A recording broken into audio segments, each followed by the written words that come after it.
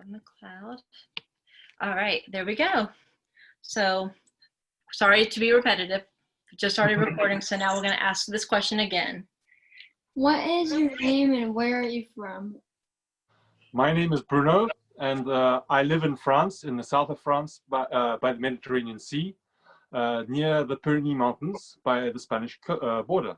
And I was born in France, but my parents, they're from South Africa, and they left South Africa before I was born because there was apartheid, and so they came to France. And me and my sister, we were born in France. So there we are. So that's why I have an English family name, which is Barwise, but I come from France. Yeah. Very cool. Tell us where you work now, about your family, or anything you want to know. Us to know about you. Right now, I'm a winemaker. So I have a grape farm, and I look after grapevines, which make grapes, and then we harvest the grapes, and we bring them to the cellar, and then we ferment the grape juice, and then we make wine. So this is a very old tradition in France. So it's a work that I've been doing for 5 years now, and it's very, very interesting. Yeah. It's really cool, isn't it? That one will be irrelevant. So what are things you miss most? But you obviously are there, so you're not missing anything. So I lived in Africa. I lived in Africa. Would you like to share anything about that? Yeah, this is where I met, so a friend we have is Ran. And so when I was about 10 years old, my parents, they wanted to go back to live in Africa a bit. So me and my sister, we went and we lived there for 10 years. And so I lived in Botswana for 8 years, and then 2 or 3 years in Johannesburg in South Africa. And then I came back to France. I was about 20 years old then, yeah. And that's where I met Ran. I went to high school in Botswana. It was a good experience. It's a great place, yeah, in Africa. Sounds really, really cool, actually. And so you want to ask the next question? Top, right here. What are your favorite foods, some common foods in France? Common foods in France, this is a big question because in France, everybody talks about food all the time. It's like you can be eating and finishing your meal, and as soon as your meal is finished, you're already talking about the next meal. So in France, we eat a lot of things. But there's a specialty from where I am now, which is near a town called Sète. And it's the thing they only make in this town. It's sort of like an octopus pie, which is with octopus, with tomato sauce, a bit of chili, and in a pie, and it's very good. I like that a lot. Octopus before. I can see you and Ran could be very good friends still. Like the foods and stuff that they make are amazing. I see it on Facebook. It looks great. Yeah. Yeah. All right. What are some animals that are common in France? Oh, in France, common animals. So I don't know. There's not so much wild animals in France because it's a very agricultural country. So there's a lot of farms all over the country. And so what you'd find, like you wouldn't like wild animals. Like when I was in Africa, you'd have rhinoceros or elephants or crazy animals. It's great. Here it's more like a lot of birds. You get a lot of birds. Where I'm from, especially because we're near the sea, so a lot of very beautiful birds. I like them a lot. Yeah. We do a lot of bird watching over here too. I love it. All right. What is the relationship between France and USA? What is the relationship between France and USA politically? Oh, I don't know. The relationship goes back a long way because, of course, France was there when there was the American independence revolution. So that was an important moment. I think parts of Louisiana were even French, even more.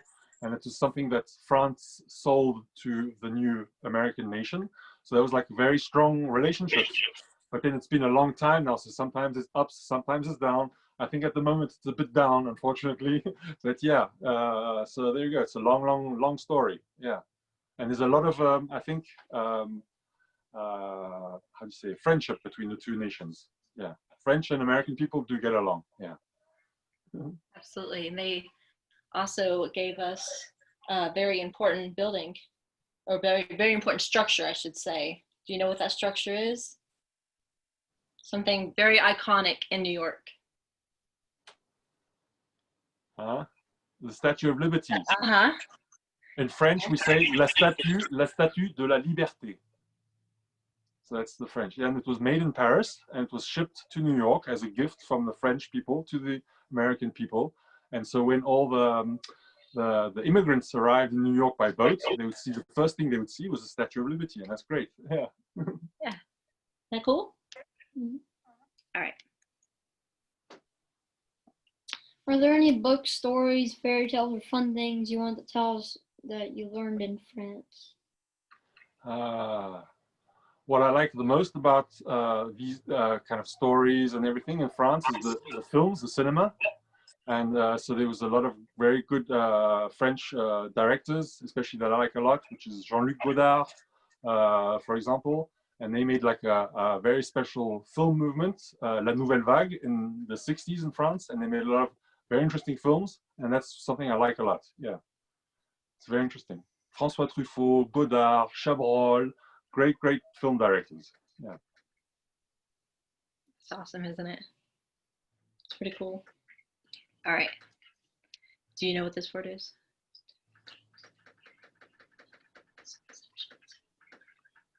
Do you want me to read it? Yeah. Okay.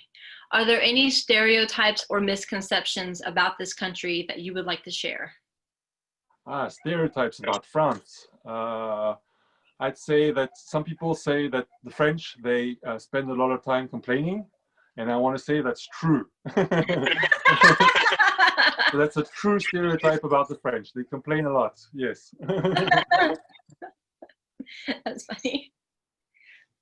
But they don't wear, have you seen Chevy Chase European Vacation? No, I've never seen that one.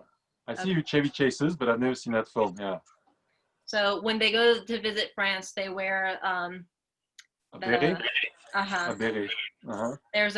That's a stereotype. Please tell That's me. a stereotype. I'd say, like, you find only a very few very old people who put the beret on still, but today nobody wears the beret anymore. Yeah. There we go. What you would find is the Marcel. The Marcel is like a white undershirt, and so the old guys would usually in the village, they'd be wearing their white undershirts, and that's the stereotype that you'd find, but not the beret anymore. That's disappeared. Now it's a lot of baseball caps, you know. All right. There's one question in this list that is not on the one I was currently reading, which are, what are some common phrases or words, or what are some words you would like us to know or teach us? So French words. Well, the first one would be bonjour. Bonjour is hello. Bonjour. Bonjour.